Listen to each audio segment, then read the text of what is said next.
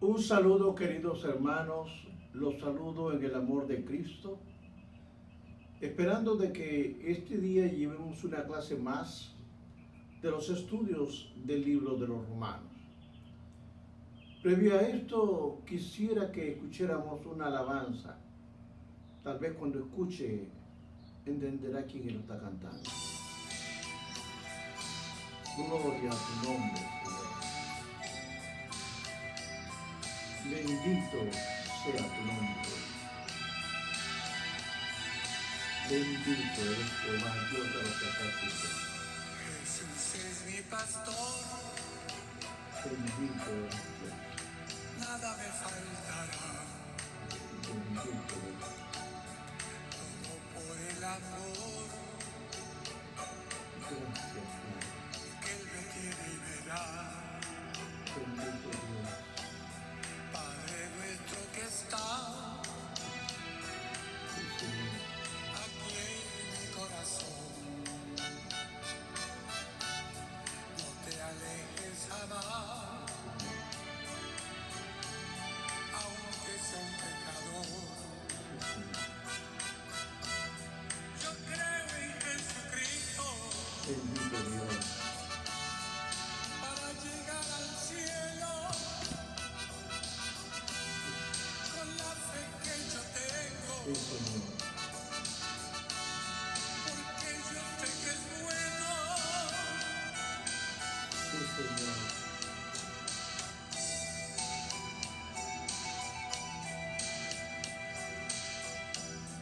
Alabarás a Dios,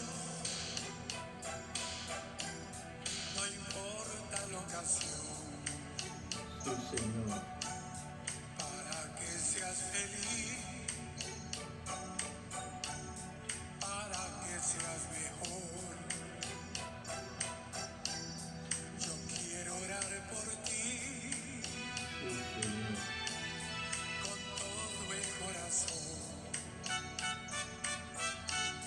Dios quiere eso de mí, Sí, Señor. de todo mi amor. Yo creo en Jesucristo para llegar al Sí, cielo, Señor. porque la fe que yo tengo, porque siempre fue bueno. Sí, Señor. Aleluya, Sí, aleluya, Señor. aleluya, aleluya.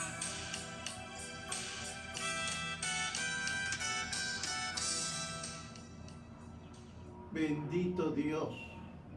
Bendito y adorado eres, Padre de la Gloria. Vamos a comenzar el estudio del capítulo 9 de los Romanos, para lo cual los invito a que no cierren su Biblia. Vamos a estudiarlo. Vamos a entender un poco más la palabra del Señor.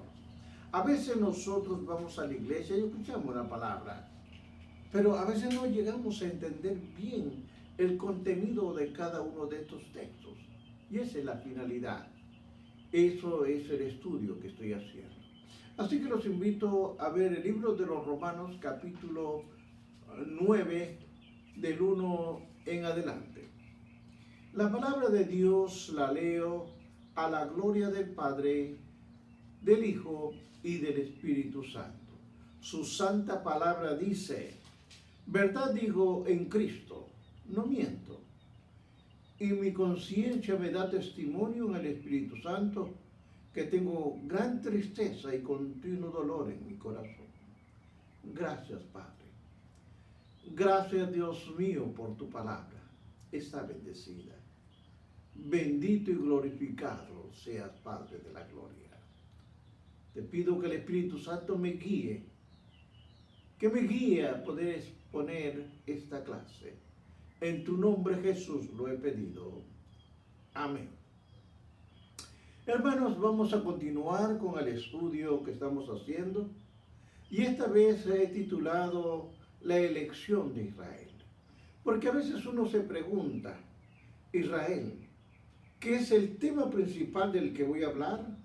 Específicamente en el capítulo 9 del libro de los Romanos habla todo referente a esta elección de Israel. Sin embargo, trágicamente la nación en la mayor parte rechazó al Mesías, lo rechazó a él prometido, al enviado lo rechazaron.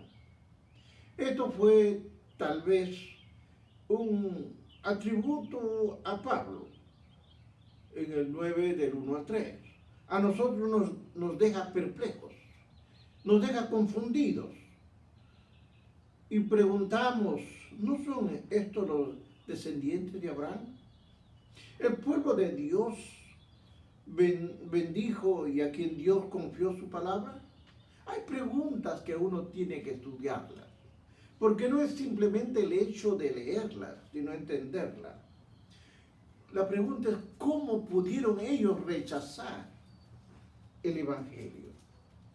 Pablo se siente constreñido a explicar esta tragedia y a defender las acciones de Dios. Así que usa una analogía de la casa del alfarero. Esta analogía que en el Nuevo Testamento se menciona para ilustrar el concepto de esta lección. Luego pone una conducta de Israel en perspectiva con una explicación de un remanente. Ahora, miremos, vamos a ir mirando un poco más. La preocupación de Pablo, aquí vamos a comenzar a entrar ya en detalle. Romanos 2 al 4 dice que tengo gran tristeza, continuo dolor en mi corazón, porque desearía yo mismo ser anatema, separado de Cristo por amor a mis hermanos, los que son parientes según la carne, que son israelitas, de los cuales son la adopción, la gloria, el pacto, la promulgación de la ley, el culto y las promesas. Oiga usted, tantas cosas que envolvía todo esto. Pablo expresa su preocupación por Israel. Y entienda bien lo que la palabra nos dice. Tengo gran tristeza y continuo dolor en mi corazón, porque desearía yo mismo ser anatema, separado de Cristo, por amor a mis hermanos, los que son parientes según la carne. Hermanos, obviamente que Pablo amaba a sus hermanos y hermanas, los amaba, eran de la misma raza, a pesar del hecho de que ellos lo consideraban a Pablo un traidor. Lo consideraban, ellos se preguntaban entre ellos mismos, ¿cómo puede un verdadero judío ministrar a los gentiles? ¿Cómo es esto? ¿Por qué contradijo las cosas de Moisés? Habían preguntas. Obviamente que Pablo iba a contestar estas preguntas. Estas eran conclusiones falsas. Por supuesto que esto revela la falla de los judíos para entender la Escritura. El rechazo del Mesías por parte de Israel, ¿qué pasaba? Atribulaba a Pablo profundamente, causando dolor. Él mismo decía, ¿qué decía él? Ser anatema, dedicado a la destrucción eterna, separado de Cristo, por el bien de sus hermanos y hermanas. Y esto posiblemente pudiera llevarlos a salvarlos. Obviamente, solamente el sacrificio de Cristo puede salvar. Así que Pablo no está haciendo una declaración teológica. No, él simplemente está expresando su profundo amor por su pueblo. Ahora usted y yo reflexionemos por un momento acerca de la intercesión de Moisés delante de Dios. ¿Se acuerda usted cuando Moisés fue a escribir la ley las tablas cuando subió al monte, y cuando vino y regresó encontró un becerro de oro. ¿Y qué dijo? ¿Qué dijo Moisés? Le dijo a Jehová, te ruego pues que perdones ahora su pecado. Y si no, ráeme, o sea, quítame ahora del libro que has escrito. Quítame. ¿Por qué? Porque él también tenía amor por su pueblo. Y usted lo puede ver en Éxodo capítulo 32, 31 y 32. También compare con el dolor de Samuel. Compare el dolor de Samuel ante el rey Saúl. Queridos hermanos, entendamos, hay bendiciones de Dios para Israel, pero estas bendiciones vamos a ir estudiando. ¿Qué dice el 9, 4 y 5?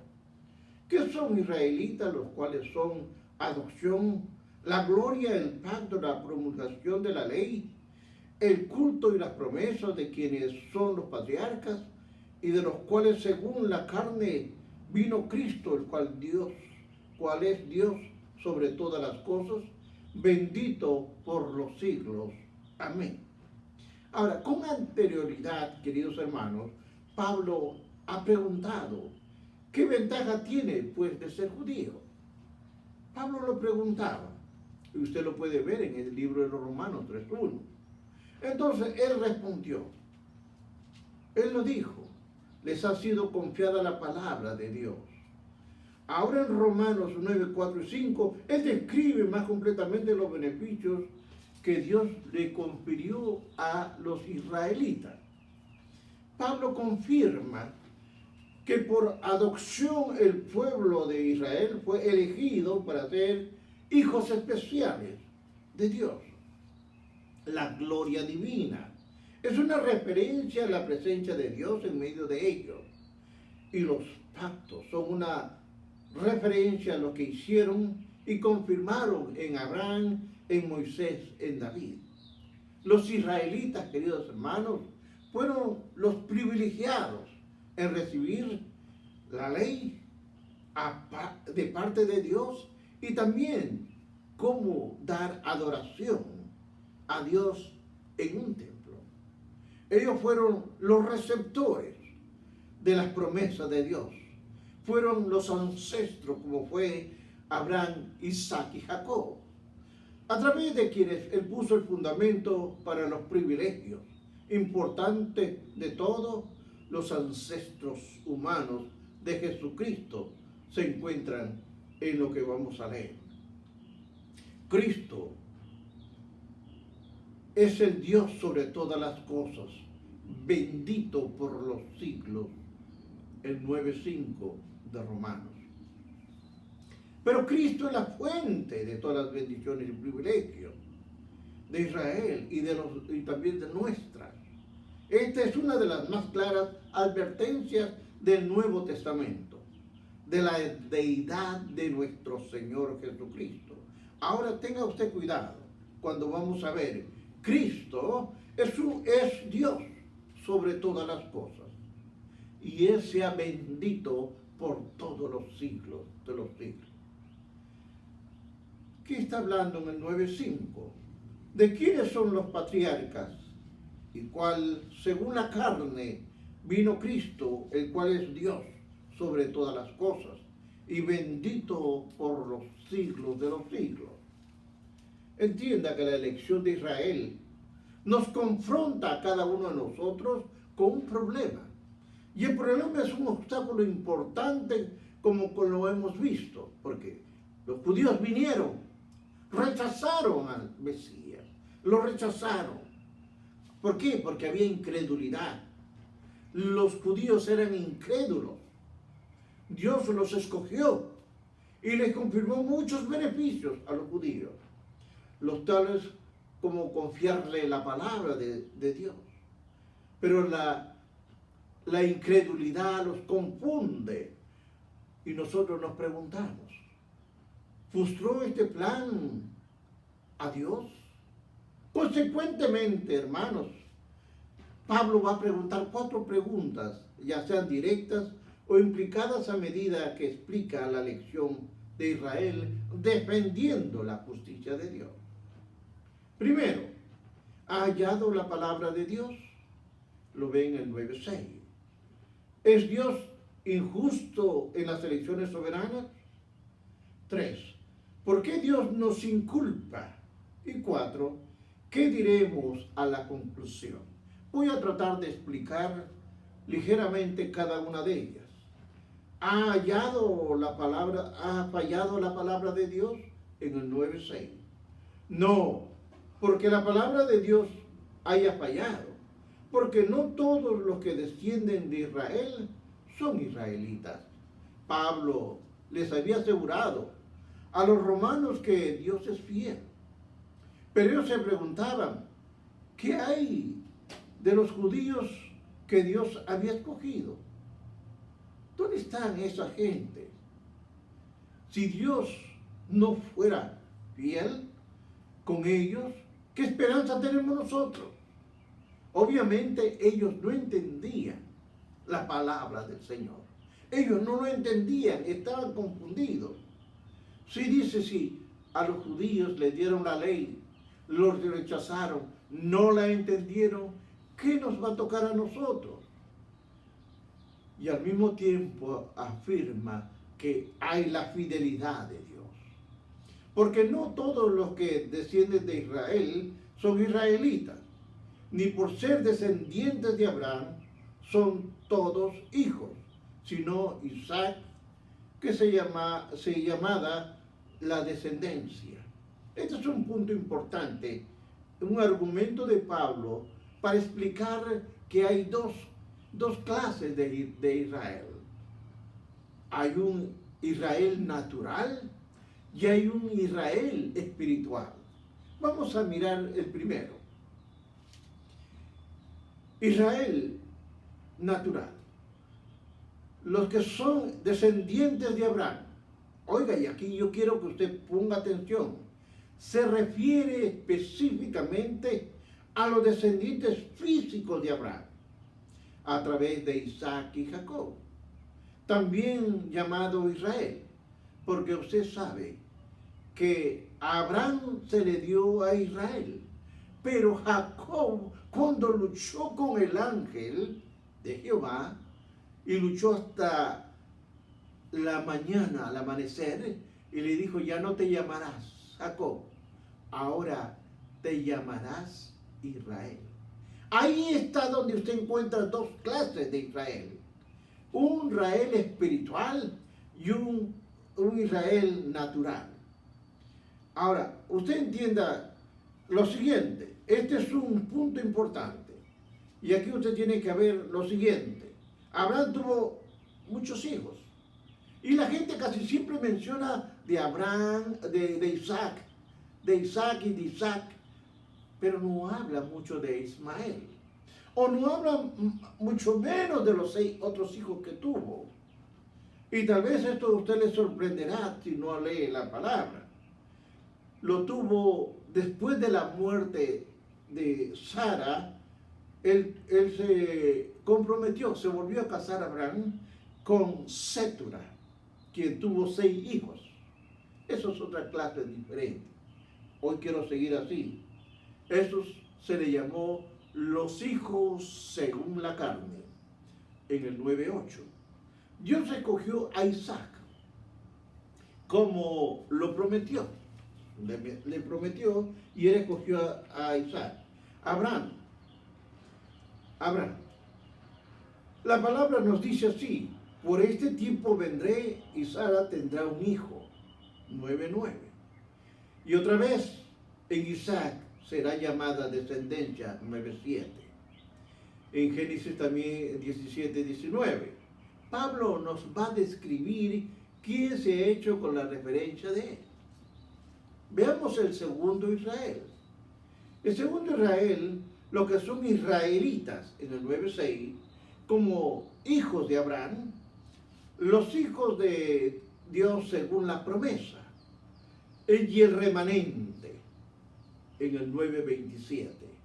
Ahora, los corazones de estos israelitas, estoy hablando de los dos, eran rectos delante de Dios, Pablo escribió con anterioridad, pues no le es judío el que lo es exteriormente, ni la circuncisión que se hace exteriormente, sino que en la carne, sino que es judío el que hace de la forma interna. En otras palabras, usted, de acuerdo a lo que tiene que ver, la circuncisión era una forma externa en la carne, mientras que lo otro era desde la parte interna, que es el corazón.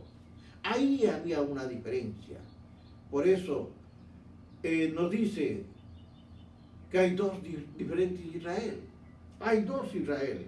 Pablo muestra que los judíos que no creyeron, el que no crea, no significa que va a anular, dicho por la palabra. Los propósitos de Dios se llevarán si cree o no cree. En su carta a los Gálatas lo menciona. Pablo hace esta misma distinción entre los descendientes físicos y espirituales de Abraham.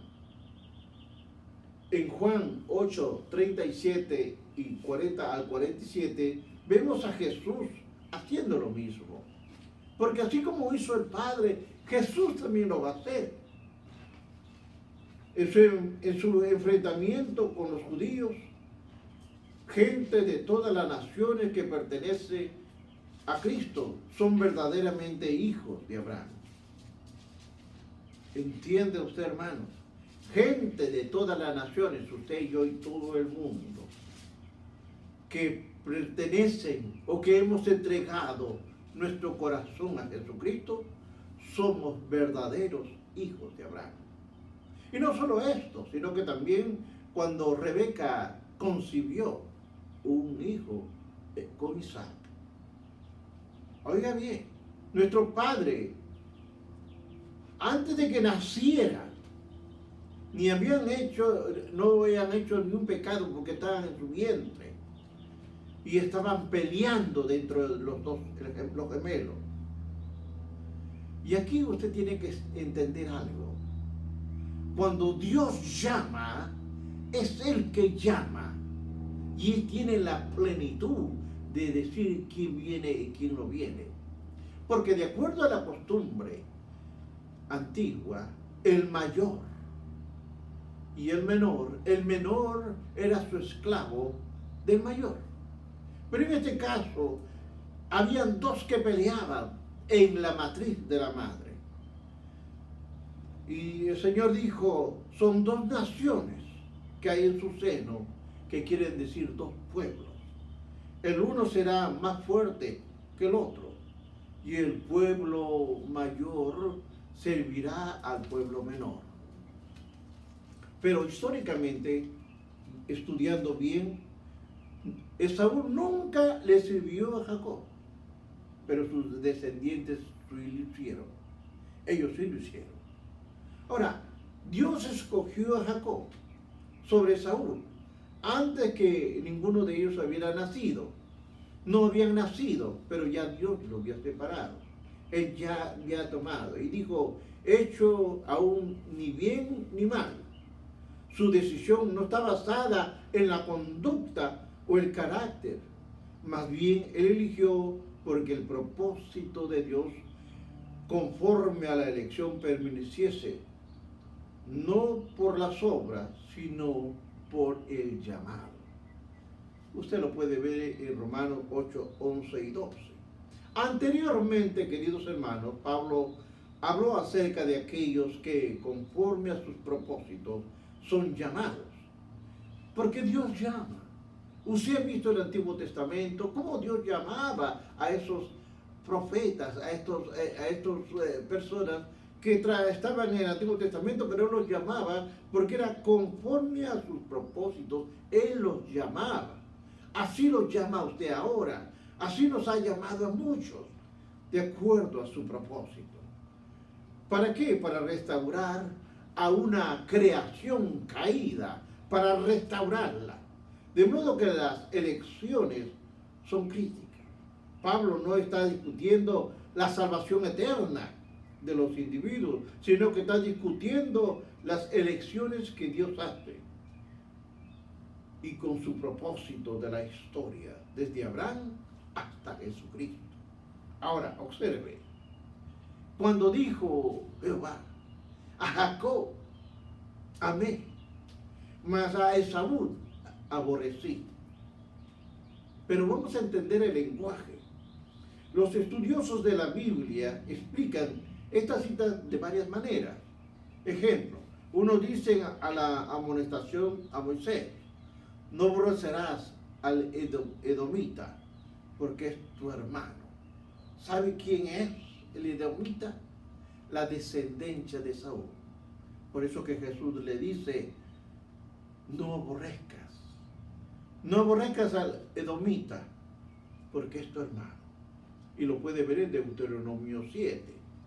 Para demostrar que para aborrecer es usado en un sentido relativo, porque significa amar menos. Aborrecer significa amar menos. Entienda bien que el lenguaje que usaban en aquel entonces no es el lenguaje nuestro ahora. Esta idea es apoyada con una comparación con la forma en que Jesús usaba. Mire usted esta palabra que usaba Jesús. Él dice, Jesús insistió, quien viene en pos de mí, de él debe amarlo, aún más que toda su familia. En otras palabras, ¿se acuerda usted cuando lee la Biblia que dice que lo siga? Tiene que amarle más. No quiere decir que lo va a despreciar a los demás, ni que lo va a aborrecer. Jesús insistió varias veces, el que viene en pos de mí, él debe amarlo, aún más que a su propia familia. Y lo ven en Mateo 10, 37, 39. Ahora, los edomitas eran descendientes de Saúl, como le dije, pero cayeron bajo juicio de Dios, debido a que ellos eran unas personas de hostilidad hacia Israel, odiaban a Israel. Y usted lo puede ver en el Salmo 137, 7. En su breve profecía, Abdías nos da mayor discernimiento de lo que es a Jacob amé más y a Esaú aborrecí. Él predice el juicio de Dios sobre Edom, el conflicto de muchos siglos de Jacob y Esaú comenzó desde el vientre de su madre. Estas naciones que están peleando, Jerusalén, la mezquita y todos que se están peleando, son hermanos. Pero comenzó la guerra desde el vientre de la madre. Desde ahí comenzó. No es de ahora. Eso siempre existió entre ellos. Y esto ha sido por siglos. Jacob y Esaú comenzaron esto desde el vientre. Ahora, y esto ha seguido que en el año 586 antes de Cristo, Jerusalén cayó en manos de Babilonia. ¿Y qué pasó con los edomitas? Se burlaban, se regocijaban por la desgracia que le había pasado a Judá. Por eso, Jehová los castigó. Podemos concluir entonces que Romanos 9:13 simplemente afirma la elección de Israel por parte de Dios y el rechazo de Edom. No dice nada acerca de la salvación de ellos o la condenación. No, la Biblia no nos menciona nada de eso. Aunque Edom como nación fue rechazada, los edomitas no estaban más allá de la compasión de Israel ni de la ley de Dios. Eran sumisos. ¿Es Dios justo con las elecciones? Hay preguntas que la gente se hace. Pablo sostiene de que la justicia de Dios, declarando su misericordia, él dice, tendré misericordia del que yo tenga misericordia y me compadeceré del que yo me compadezca. Aquí hay la seguridad, queridos hermanos, en una conducta hacia la humanidad. Dios será fiel a su carácter, a su amor, a su justicia, porque Dios nos inculpa. Romanos 9:29 dice, pero me miras, pero me dirás, ¿por qué pues sin culpa? ¿Por qué quien ha resistido a su voluntad?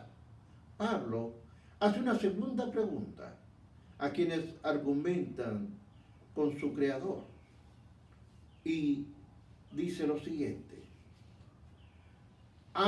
mas antes, oh hombre, ¿quién eres tú para que me altergues como un Dios?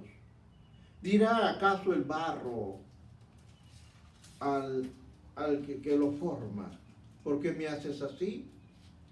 ¿O no tiene potestad el alfarero sobre el barro para hacer la misma masa a un vaso de honra y a un vaso de deshonra? Hermanos, Dios en su misericordia escogió a Israel y su pueblo es Israel, pero Él extiende su misericordia a cada uno de nosotros. De hecho, nosotros vendríamos haciendo los vasos de misericordia que Él preparó de antemano para su gloria, a los cuales también ha llamado a esta que somos nosotros. Son los judíos, al igual que los gentiles.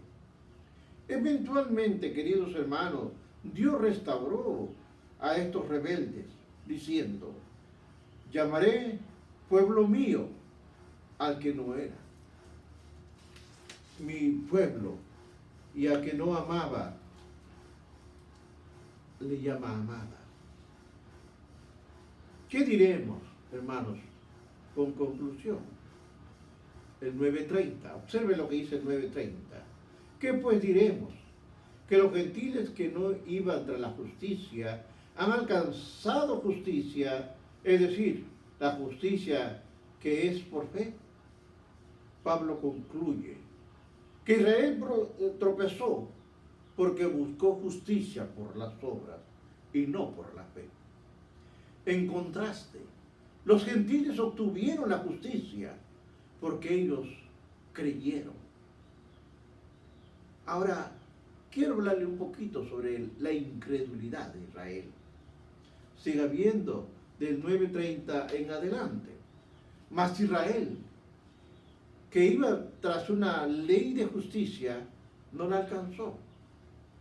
¿Por qué? Iban tras ella no por fe, sino por obras de la ley, pues tropezaron en la piedra de tropiezo, como está escrito: he aquí en Sión piedra de tropiezo y roca caída, y el que cree en él no será avergonzado.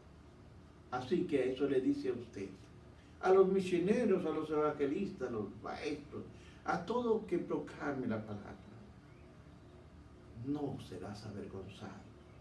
Tropezaron con la piedra de tropiezo, el 9:32. El Mesías ha descrito como una piedra y una roca. Así es descrito Jesús, como una piedra y una roca, en el 9:33. Nuestra respuesta para con Él determina la clase de piedra en la que se convierte y la rechazamos, se convierte en piedra de tropiezo y roca de caída, en el 9:33. Pedro y Juan les dijeron a los gobernadores ancianos y maestros de la ley, los judíos, que Jesucristo es la piedra reprobada, que por vosotros sois edificadores, en Hechos 4:11. Al rechazar a Jesucristo, ellos tropezaron en la piedra de tropiezo, es decir, persistieron buscar justicia, no por fe, sino por obras de la ley.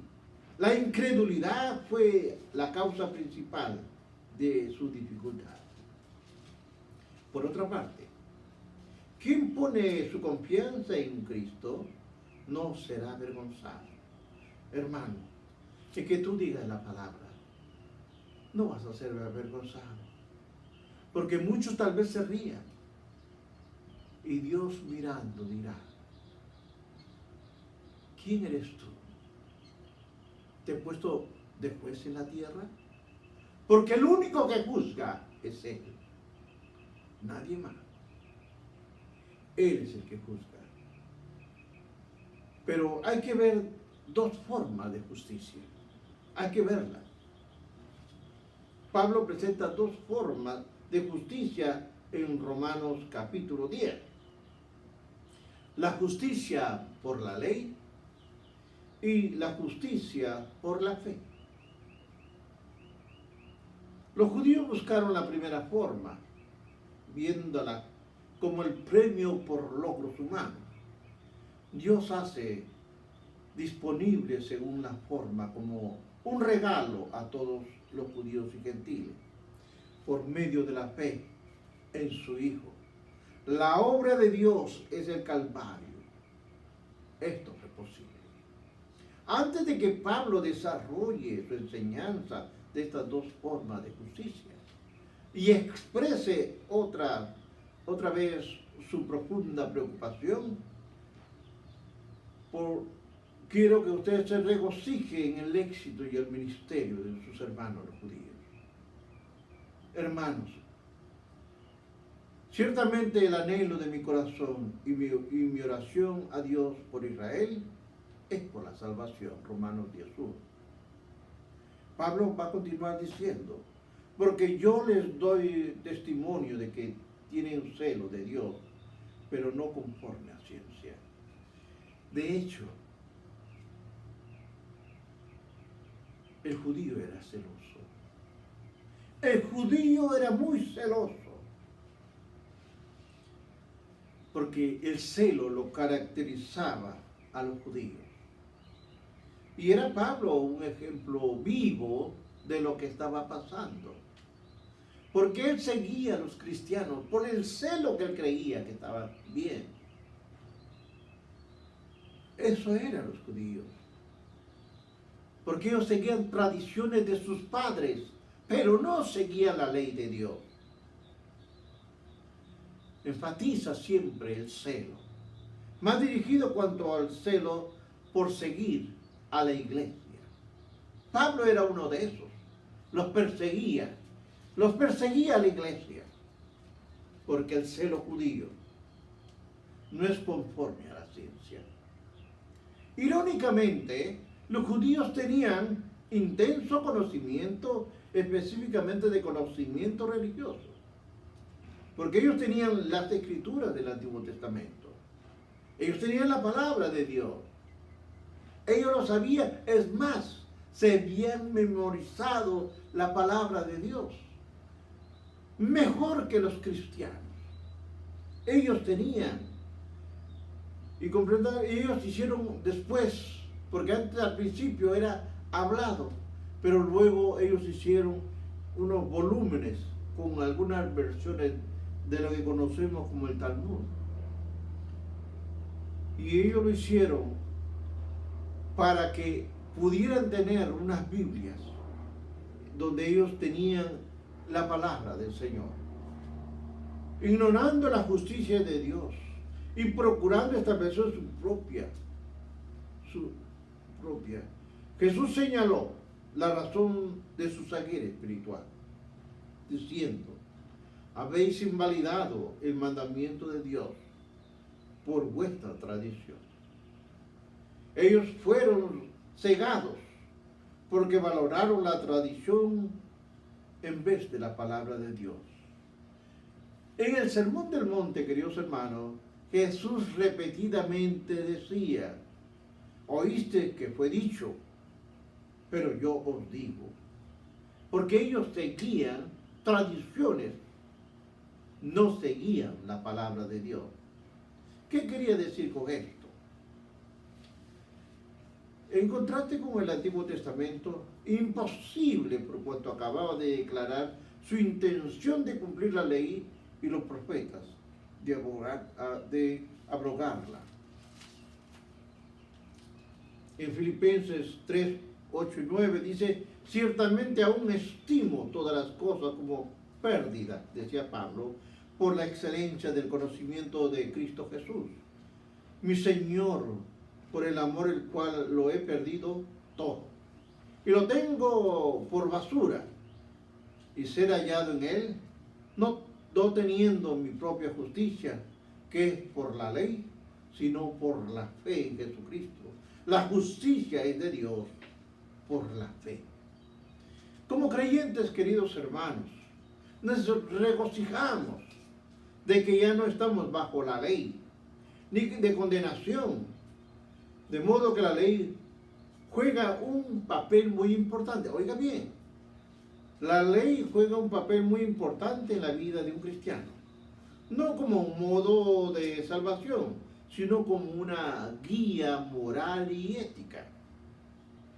Cristo y el Espíritu Santo, que habita en cada uno de nosotros, permite a los creyentes satisfacer la intención verdadera de la ley.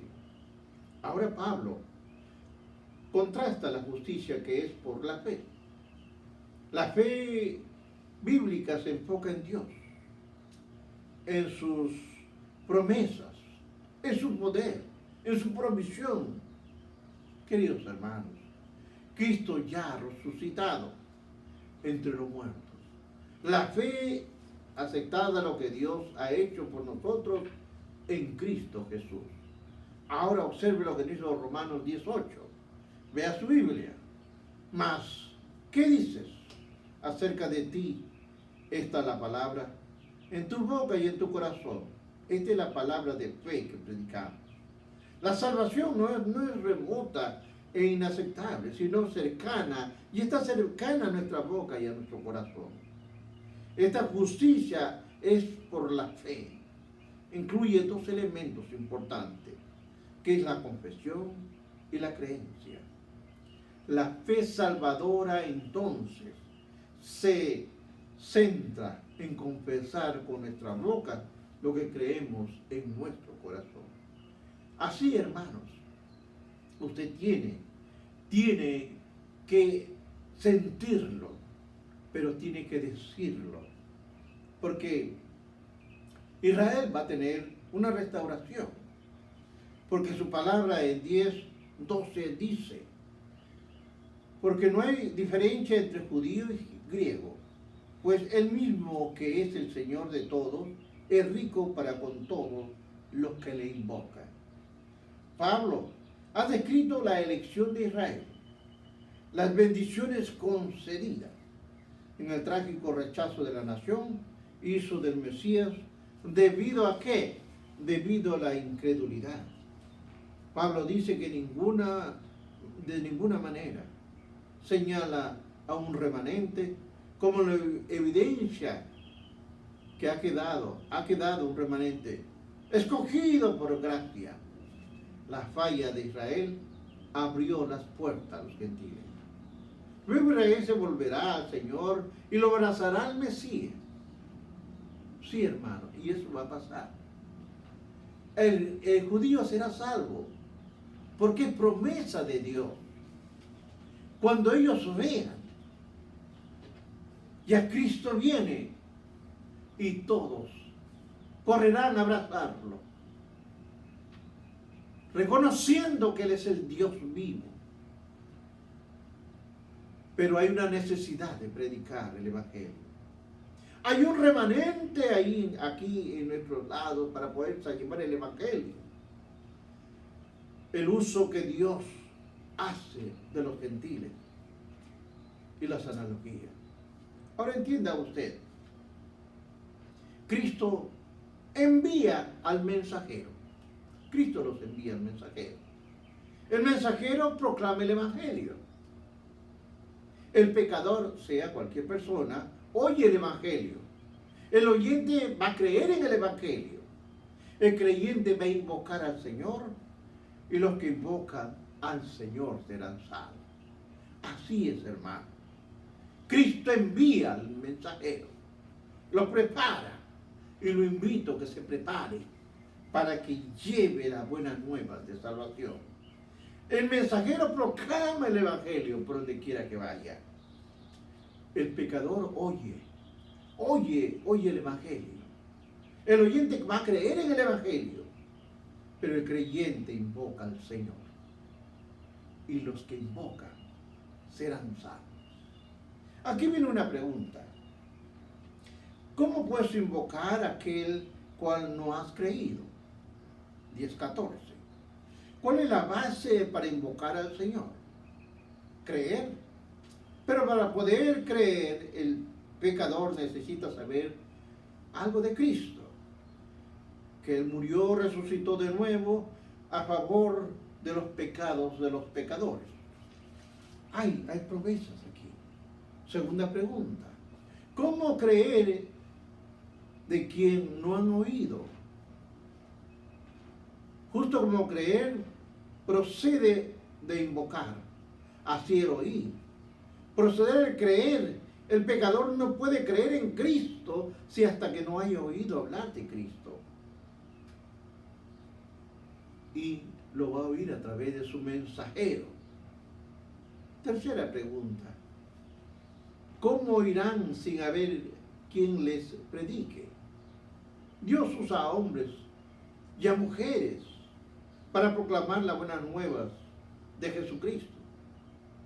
Si bien son salvos por la fe en Cristo y no por las obras, no obstante, somos hechura suya, creados en Cristo Jesús para buenas obras, las cuales Dios preparó de antemano para que tuviésemos en ellas. Y viene la última pregunta. ¿Cómo predicar? ¿Cómo predicar si fueran enviados? Si no fueran enviados, ¿cómo van a predicar? ¿Quién envía al mensajero? La palabra enviar hace pensar a un apóstol. Uno que es enviado. Pablo asistió que Jesucristo es el apóstol principal, que lo había llamado y lo había comisionado. Los gentiles ahora tenemos que abras tus ojos. Hermanos, abramos los ojos para que se conviertan de las tinieblas a la luz y de la potestad de Satanás a Dios, para que reciban la fe que es en mí, perdón de pecados y herencia entre los santificados, de acuerdo al libro de Hechos, capítulo 26, versículos 17 y 18. Concluyo diciendo, es esencial entonces esta serie de preguntas, porque enfatiza la absoluta necesidad de predicar el Evangelio. Aunque no pueda haber salvación si no hay llamado.